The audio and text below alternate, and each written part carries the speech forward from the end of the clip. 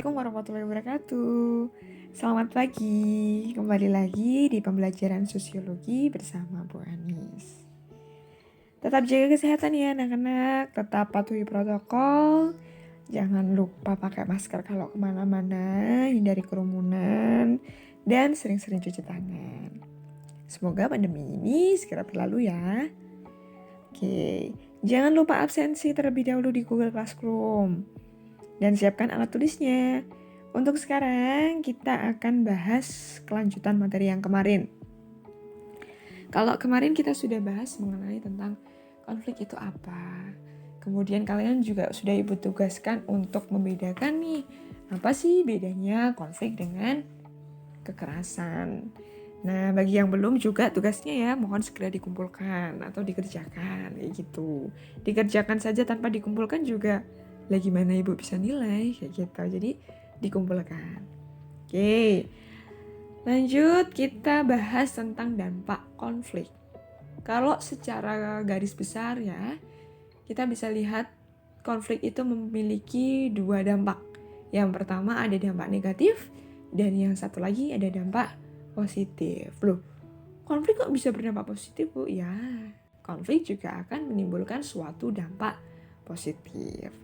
Nah, kita bahas satu persatu. Sebelumnya kita review dulu ya. Konflik dan kekerasan itu kan sebenarnya memiliki pengertian yang sangat berbeda. Kata konflik secara etimologis itu berasal dari bahasa Latin kon yang berarti bersama dan flager yang artinya benturan atau tabrakan. Maksudnya gimana, Bu? Jadi ketika seseorang itu akan mendapatkan suatu konflik apabila mereka mendapatkan suatu benturan. Benturan apa? Entah itu benturan keinginan, tujuan, harapan, dan sebagainya, maka akan timbul suatu konflik. Konflik merupakan suatu proses sosial antara dua orang atau satu kelompok di mana salah satu pihak ingin menyingkirkan pihak lawan dengan membuatnya tidak berdaya atau bahkan menghancurkannya. Ya, jadi ketika seseorang itu mengalami konflik ataupun persaingan kan otomatis bagaimana caranya agar dia tidak dikalahkan. Nah, jalannya adalah mungkin akan menyingkirkan pihak lawan seperti itu, pihak yang berkonflik. Tuh. Sementara itu kekerasan diartikan sebagai sebuah ekspresi yang dilakukan secara verbal maupun fisik yang mencerminkan tindakan menyerang terhadap kebebasan maupun martabat seseorang yang dilakukan oleh satu kelompok ataupun perorangan.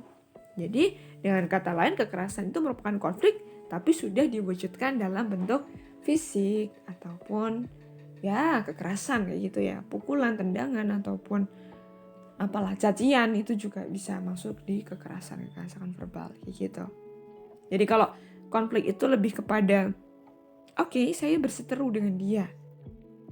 Nah, ketika konflik itu setelah saya berseteru dengan dia, kemudian saya melakukan suatu pukulan ataupun saya melakukan suatu tindakan misalnya gertakan ataupun cacian, nah itu sudah masuknya ke kekerasan. Bisa bedakan ya, konflik dan kekerasan. Kalau sudah ada tindakan berarti masuknya ke kekerasan. Kalau cuma batin, aku gak suka banget sama dia, gedek banget aku sama dia, nah misalnya kayak gitu. Itu baru masuknya di konflik. Tetapi ketika saya sudah melakukan suatu tindakan, bahkan tindakan itu berusaha untuk mencederai pihak lawan, nah itu sudah masuknya ke kekerasan. Sampai sini paham ya bedanya antara konflik dengan kekerasan? Lanjut perhatikan gambar berikut. Di sini dari ujung kiri ya nak, ada pengesahan UU Omnibus Law Cipta Kerja. Ini sudah masa pandemi itu ya, jadi masa pandemi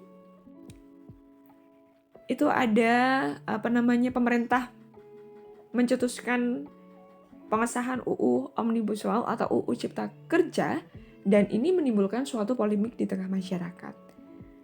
Di masyarakat buruh, mahasiswa itu banyak yang melakukan demonstrasi atau penolakan terhadap kebijakan yang telah diambil oleh pemerintah.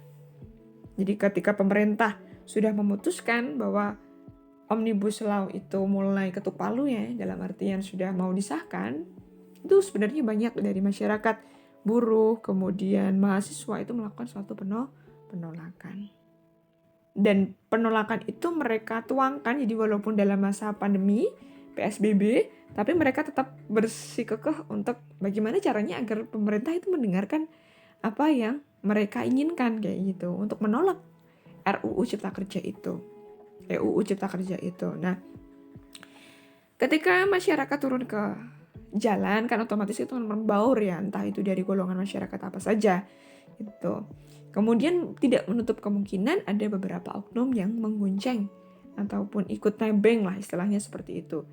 Nah, dengan tujuan apa ya, mungkin justru akan memperriuh keadaan ataupun akan lebih memecah belahkan antara pemerintah dengan masyarakat dan sebagainya. Pokoknya ada oknum-oknum yang kurang bertanggung jawab kayak gitu ya. Jadi dengan jalan berdemo pun mungkin kurang kayak gitu ya. Ada oknum yang menyusup kemudian melakukan pembakaran halte bus. Nah, itu kan juga terjadi kerusakan kayak gitu, kerusakan fasilitas umum. Nah, kalau kita lihat di sini bapak-bapak polisi juga ikut membantu sebenarnya dalam arti menengah. Ini bagaimana agar tetap menenangkan masyarakat agar tidak mengalami suatu anarki, tindakan-tindakan ataupun perilaku yang di luar gitu. Misalnya ya pembakaran halte dan sebagainya. Nah, dampak negatif konflik sering juga disebut sebagai disfungsi konflik.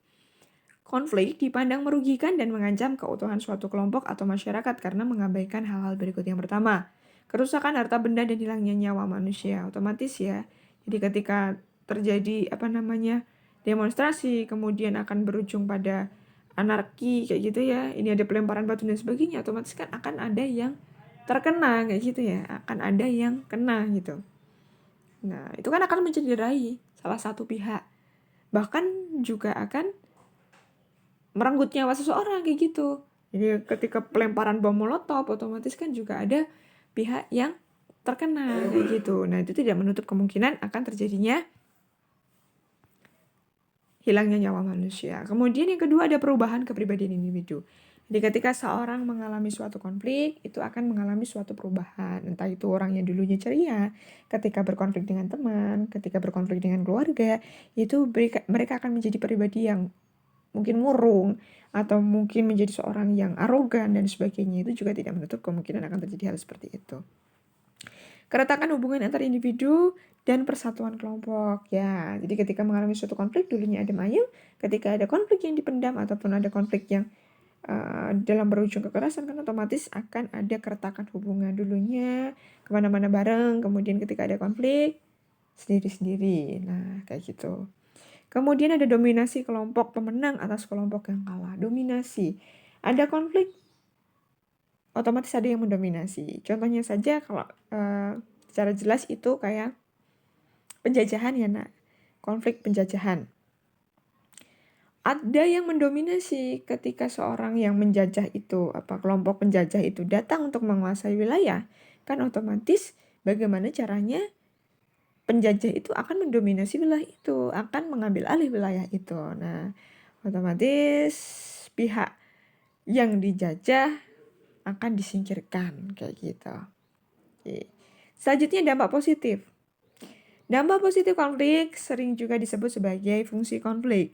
Dan dalam analisis fungsional tentang konflik ditegaskan bahwa konflik sosial juga memiliki konsekuensi positif yang memberikan kontribusi pada satu masyarakat. Yang pertama, munculnya pribadi yang kuat dan tahan uji menghadapi berbagai situasi. Jadi ketika seorang mendapatkan suatu permasalahan atau suatu konflik dalam hidupnya, otomatis dia akan menjadi suatu pribadi yang lebih tangguh lagi kayak gitu. Kan ketika diuji ya oleh beberapa cobaan lah seperti itu, orang kan otomatis akan memiliki suatu pemikiran yang lebih gitu. Mungkin ya ada beberapa yang bahkan tidak bisa menerima, jadi dia akan cenderung menjadi seorang yang pemurung dan sebagainya. Namun tidak menutup kemungkinan juga ketika seorang mendapatkan suatu permasalahan dalam hidupnya, dia akan menjadi suatu pribadi yang lebih tangguh lagi. Yang kedua, meningkatnya solidaritas internal atau integrasi kelompok dalam. Misalnya nih ya, ada pertandingan sepak bola. Bagaimana caranya agar tidak dikalahkan? Kan otomatis dalam satu kelompok itu lebih menjaga solidaritas mereka kayak gitu. Konflik mampu mengubah warga masyarakat yang semula pasif menjadi aktif. Misalnya dari masa pandemi ini diatur jam malamnya, pendatang diharapkan lapor dulu dan sebagainya, semakin memperketat lingkungannya kayak gitu ya nak ya. Nah itu kan masyarakat juga ikut aktif bagaimana menjaga kebersihan lingkungannya.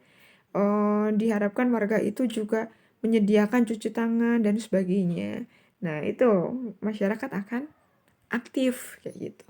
Dulunya pasif, bodoh amat dengan kesehatan, sekarang sangat mementingkan hal itu, sangat memikirkan hal itu.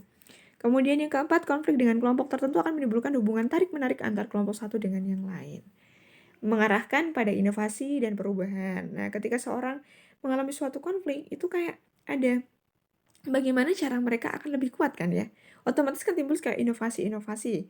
Oke, kelompok kita jangan sampai kalah nih. Kita melakukan suatu pertandingan, misalnya sepak bola, kita harus menentukan jurus-jurus ataupun uh, teknik-teknik agar kita tidak terkalahkan kayak gitu. Nah, itu kan akan mengarahkan pada inovasi ataupun perubahan. Banyak sekali. Kemudian sebagai sarana evaluasi. Hari ini kita kalah, hari ini kita seperti ini. Oke, otomatis kita besok harus lebih lebih lagi gitu. Dengan cara bagaimana? Apa nih yang salah kayak gitu. Nah, evaluasi. Kemudian misalnya ada konflik dengan keluarga ataupun konflik dengan guru, teman dan sebagainya. Semakin kita bisa mengevaluasi apa sih yang salah kayak gitu. Bagaimana sih bagian mana sih yang seharusnya saya perbaiki. Nah, itu dampak positifnya dari konfliknya. Nah, kemudian kalian perhatikan contoh ini. Seorang anak kurang mampu berusaha belajar dengan giat akan mendapatkan kesusahan di masa depan. Oke, ini contoh real dalam kehidupan ya. Ketika seorang mendapatkan konflik misalnya dalam dulunya kecilnya dia nggak sekolah pun susah, beli buku susah dan sebagainya, otomatis dengan adanya konflik itu orang atau seseorang itu akan tersentil ya pemikirannya, bagaimana caranya saya bisa merubah keadaan ini. Oh, dengan saya belajar dengan tekun, belajar dengan giat agar saya bisa menjadi pribadi yang lebih baik, agar saya bisa mengangkat strata kehidupan keluarga saya. Nah, seperti itu. Itu dampak positif dari konflik. Mungkin itu dulu yang bisa ibu sampaikan. Ya, kurang lebihnya mohon maaf. Nanti kalau ada materi yang belum jelas atau penyampaian ibu yang belum jelas, kalian bisa tanyakan. Sekian dari ibu. Ribet banget ya, mohon maaf. Sekian dari ibu, kurang lebihnya mohon maaf. Wassalamualaikum warahmatullahi wabarakatuh. Sehat-sehat semuanya.